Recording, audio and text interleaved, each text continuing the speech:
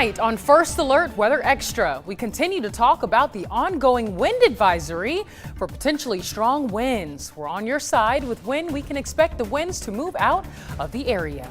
And today was yet another spring light day. We explain how these temperatures set a record and what our normal temperatures should be for this time of the year. Plus, we talk about the exciting development coming to West Alabama that will introduce students to the wonderful world of science. WBRC Fox 6 News. First Alert Weather Extra starts now. Well, Tania, it's hard for me to really complain. I know it's windy out there, but gotta love these temperatures. Oh my goodness, I love it. 70s, 80s today, Wes. Yeah, wild.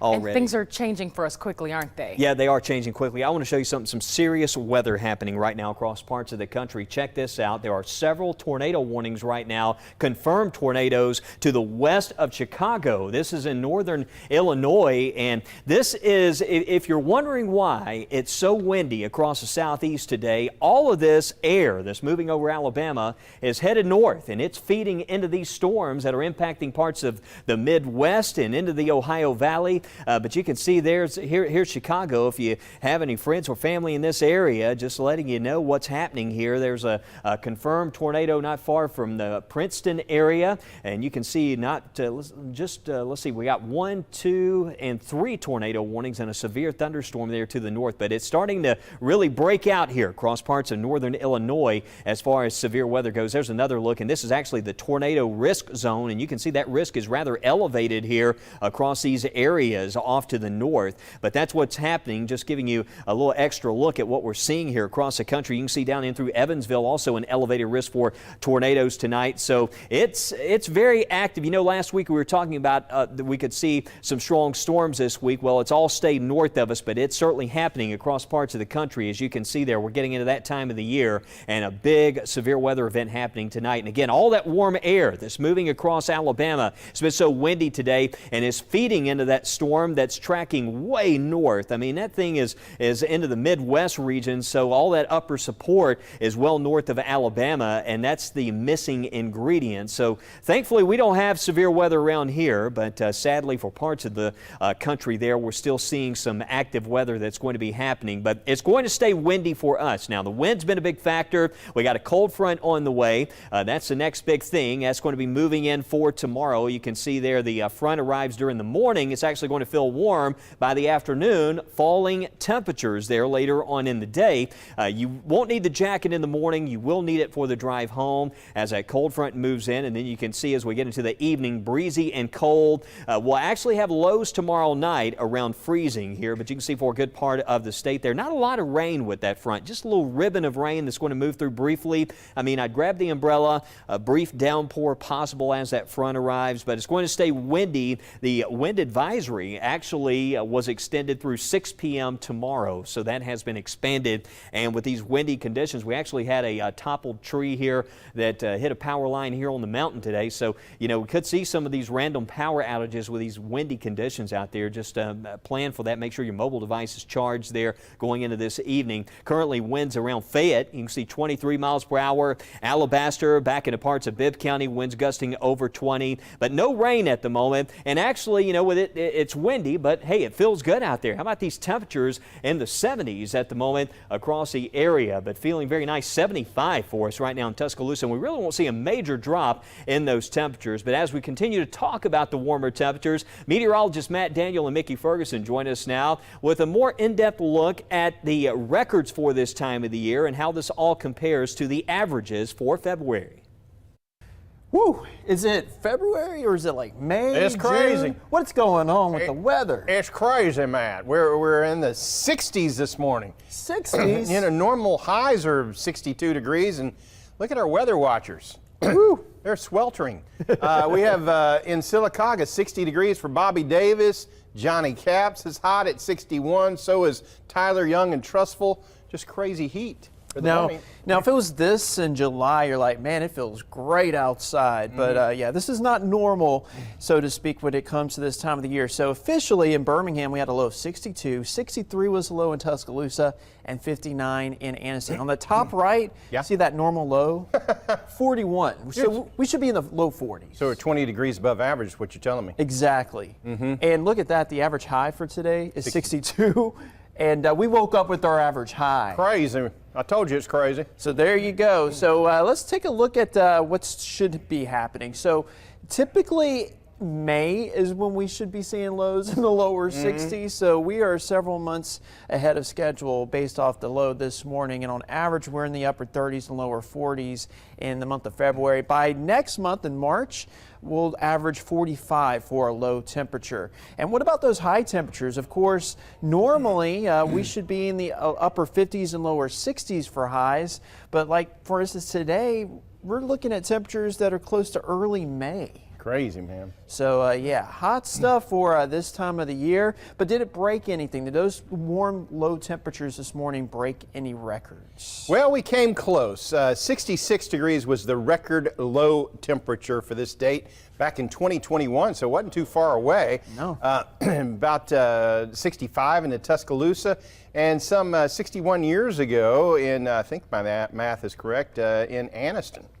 Yeah, so yeah, those were the warmest low temperatures. So there you go. What about the low temperatures for the next several days? Of course, we're going to see a big drop off in temperatures Thursday morning, back to winter time, so to speak. But you know, looking in advance towards the weekend, we got more clouds, rain chances. That's going to keep those temperatures up into the 50s going into next week. So some warm stuff. Yeah, fortunately, we did not have a big storm system that came through with the drop in temperatures going into Thursday morning. So that's something to be thankful for. But hot stuff. It is. So if you thought it was warm, you are correct. And not necessarily breaking records, but pretty close. Breaking a sweat. There you go. Well, you've heard us talk about this before with our pollen forecasts. Many health experts are stating that as the past couple of seasons has certainly gotten a lot warmer. We really didn't have much of a winter last year, but these warmer seasons certainly promoting earlier and worse allergies, because just like we take advantage of early spring-like conditions as we've been seeing the past few days, so are the plants. Deep freezes are helped to keep the plants kind of without pollinating. As the weather warms up, we start to see those plants flower earlier, and the longer they have a flowering season, the more pollen they're releasing in the air, which can cause a lot of allergy symptoms. Doctors are recommending taking allergy medication at least 2 to 4 weeks before allergy season hits full swing, but it's kicked in already, as well as getting tested to see if you have any developing new allergies perhaps. And Wes, as we continue to monitor wildfires across the state, Baldwin County has been hit hard. Take a look at this large blaze burning near Bay Minette. A state helicopter from Montgomery was sent to help contain the fire, and there are still more burning in the area. The gusty winds has been our biggest enemy on this fire and all the fires that we've had this weekend. Just those real high winds, up over 10, 15, 20 mile an hour gusts. Fortunately, no homes or buildings were damaged. And in the Southwest, crews in Texas battled 4 different wildfires across the state's panhandle just today. So far, these fires have burned about 100,000 acres across 7 counties. Strong winds moving through the area made the fires grow, making it difficult for firefighters to put them out. Fortunately, there have been no reported injuries or lost structures, and evacuation orders have not been made. It's unclear how these fires were started. In 30 seconds, we bring you a quick check on that drop in temperatures we're expecting for Wednesday, as well as bring an interesting story of how officials are working to make online shopping better for the environment. We'll be right back.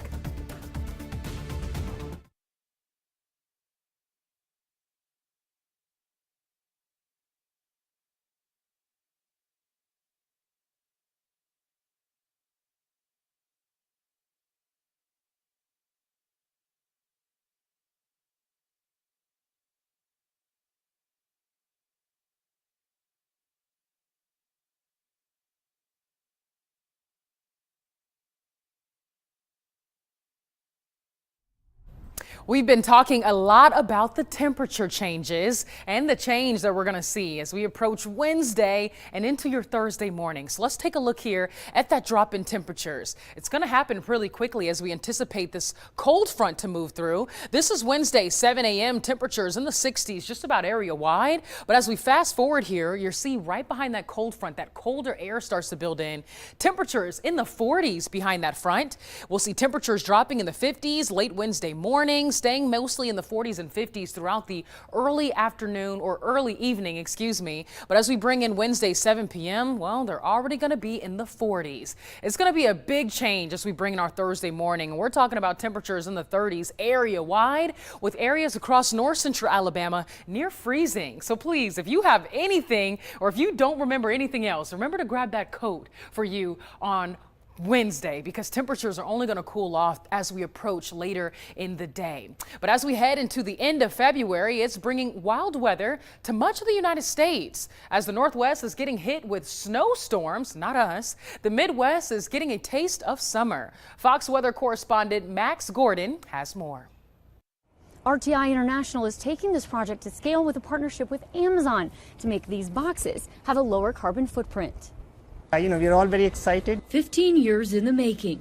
Our technology just captures the CO2 and regenerates the CO2 into a pure stream.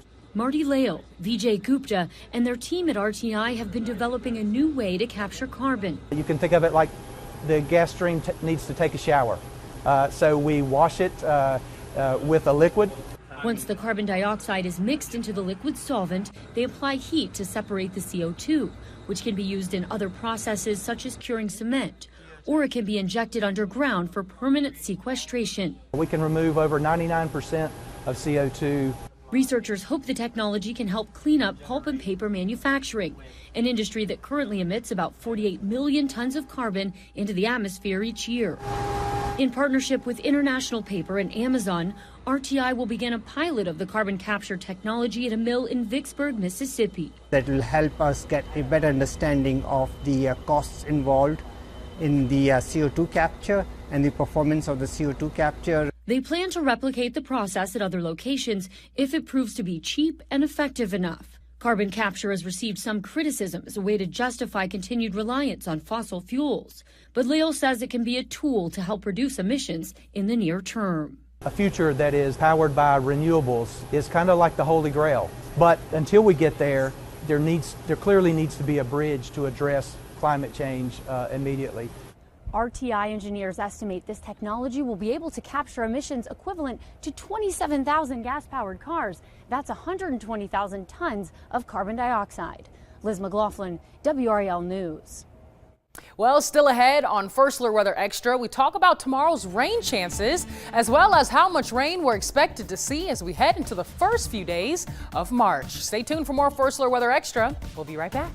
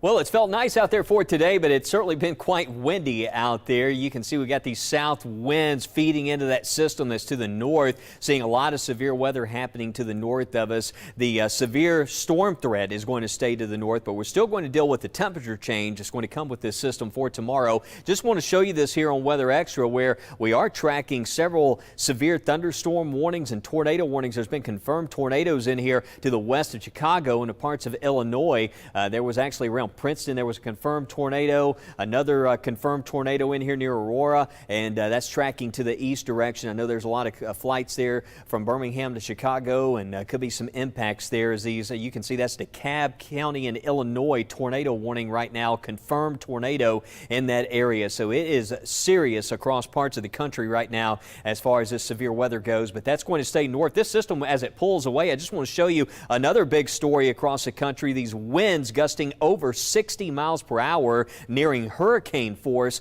as this system moves off the east coast. I mean, this is quite the storm system here, and that's one of the reasons why it's been so windy across Alabama. We got those south winds, temperatures in the 70s, 73 here in Anniston and Birmingham, 75 for us right now in Tuscaloosa. And a little bit of green showing up on the radar, but not much to this. We're not really seeing much reaching the ground. It's just cloudy and windy tonight, but again, it feels nice. Temperatures in the 70s, 73 showing up there in Tuscaloosa by 9 o'clock, 70. You can see by 9 o'clock still 69 around Anniston and Pell City, and not a major drop-off into tomorrow morning. Coleman showing 60s, but out the door tomorrow morning, you can see these temperatures in the 60s will probably touch 70 in a lot of areas before the temperature starts to fall. We've got this cold front right here, and not a lot of rain to this. You can see just a brief window, passing downpour, and then that's it. Once that passes, the temperatures start to fall. By early afternoon, it looks like around lunchtime, this is moving through Birmingham, Tuscaloosa, Gadsden, Center, right there, moving across that I-59 corridor, parts of St. Clair County around Springville, and approaching Pell City there by 1 o'clock. But after 1 o'clock, this is down in Talladega, down in Clanton, and exiting the area by 3 o'clock. But look at the temperature by this point. 3 o'clock, we're showing 46 at Coleman. So 15 to 20 degree drop in temperatures by 6 o'clock tomorrow night. A lot of 40s there showing up on the map. It's going to feel a lot colder at this time tomorrow evening, but we'll start out near freezing on Thursday for some areas. Thursday during the day looks dry, but we're going to have some rain coming back Thursday night and into Friday as that milder air starts to return. You can see there showers will be likely on Friday. We'll probably see more rain Friday compared to that system tomorrow. And then we'll have some scattered showers for the weekend as those near 70-degree temperatures return during the day. Notice Monday and next week some heavier rain possible. So we do have a first alert for those higher rain chances there. Starting Monday, we'll need to watch that system. Could see some storms there into early next week. But today, with no storms in the area, perfect time for a weather visit. And our very own meteorologist, Matt Daniel, took a special trip to visit some junior weather watchers. Matt had the opportunity to visit Miss Daniela and Miss Kayla's kindergarten class, kindergartners at Highland School right here in Mountain Brook. He taught the kids all about the water cycle and even showed them how to make snow. So, hey, we didn't see much snow, or we haven't seen much snow so far this winter season, but hey, Matt Daniel may be able to help you out there. The kids had a wonderful time, and remember, if you would like for a member of the First Alert Weather Team to come visit your school, just go to our website, WBRC.com, and search Weather in the Classroom. And Tania, I don't know if you knew this, but Matt Daniel he's a great musician, and he can sing too. Yes. Now. So we've got all the musicians on our team. He plays a guitar. Doesn't he play some instruments too? Yeah. That's what I was saying. Hey, he played in the marching band at UGA. Wow. Okay. Yeah. Lots of talent here. We don't just do the weather, right, Wes? I was going to say, though, you call Matt, say, hey, Matt, bring your guitar, okay? There you go. Yeah. More weather songs. Let's get it. Let's also get a look at that 7-day forecast, really beyond the 7-day. We're taking a look here at our First Alert weather calendar, and we've got some red on here, but you'll notice that there are some days where we could see rain that you're not seeing highlighted in red. That's because we're highlighting the days where the rain is more impactful. So let's break this down just a little bit. Of course, we've got rain, wind, and cooler conditions for tomorrow. We're looking dry mostly for your Thursday, with more rain, widespread activity as we bring in March 1st. That's on Friday. A few scattered showers showers and maybe a thunderstorm throughout this weekend, both Saturday and Sunday. Not a major impactful day, but then more rain in our forecast by the start of next week, early next week, Monday and Tuesday, and even Wednesday, the chance to see some storms. We're dry briefly again on Thursday. We've got this trend going, the dry Thursdays with more rain in the forecast by late next week. That's March 8th, and even for the weekend, a few showers in the forecast. Then we've got rain starting the week following that, March the 11th, with maybe some drier conditions by March 12th. Oh man, lots of wet weather in the days ahead of us. So keep checking in for forecast updates. You're going to want to know when to expect that. I just wanted to show you this though, because as we look at our 8 to 14 day rainfall outlook, March 6th through the 12th, well, you zoom in here and we're like, okay, we're still seeing above average rainfall. So that kind of makes sense from what we're seeing on our weather calendar. And a look at those temperatures beyond the 7 day, March 6th to the 12th. It looks like across majority of the eastern United States, we'll see above average temperatures, and you've probably already been seeing that as far as those 70s and even low 80s that we saw today. But in cool science news, Tuscaloosa County High School is about to make history. They're just weeks away from opening its first ever science agriculture farm, which is the only one of its kind on the high school level. That's pretty cool. It covers about 70 acres, and our Brian Henry caught up with the leaders of the project to talk more about the significance of this farm. Alabama Power is busy putting in new poles, all part of a larger plan to provide electricity, a key element, according to County Agent Neil Hargill, to make a dream blossom. We are making this into a working farm, basically K through 12. Long-range term is to have a building out here with an indoor classroom. Just get out here and get your hands dirty. All of this is right up Cade Holcomb's alley, a student at Tuscaloosa County High School. Holcomb's grandfather is a farmer. This, he says, takes it to a whole new level for him. A better understanding of the field, of the whole agriculture, and really raising animals too, because we just really raise crops. Here they'll have anything from an orchard with fruit trees and fruit plants. They'll have cattle out here. And therein lies the overall goal. Introduce students to agriculture with the hope they want to become part of the field in some way. We're losing a lot of our farmers, but there's so much more to ag than just farming. Such as becoming a drone pilot, a biologist, something in wildlife perhaps. Hargill says the list is endless. I get to be a part of this amazing project. So much so, Diego Hernandez says he may change his career path from engineering to living off the land. I also love that I'm getting to, work with other people, get my hands dirty. Neil Hargill says the school teacher came up with the idea of an outdoor science farm and suggested it to the county extension office, which in turn collaborated with the Tuscaloosa County School District. It got a thumbs up. Only farms like this in the state that we know of. Just look what we did in the... And Cade Holcomb and Diego Hernandez find that alone to be exciting, being part of something special from the ground up.